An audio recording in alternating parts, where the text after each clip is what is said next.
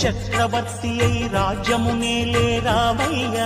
తండ్రి మాటకై పదవిని బదలి అడవులకేగెనయా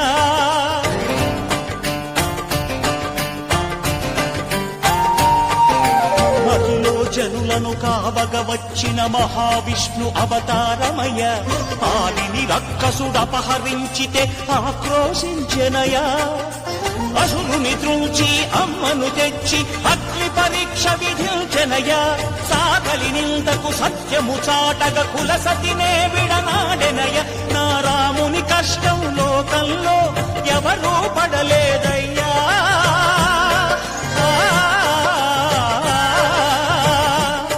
నా రాముని కష్టం లోకంలో ఎవరూ పడలేదయ్యా సత్యం ధర్మం త్యాగంలో అతనికి సరిలేరయ్యా కరుణాహృదయుడు శరణను వారి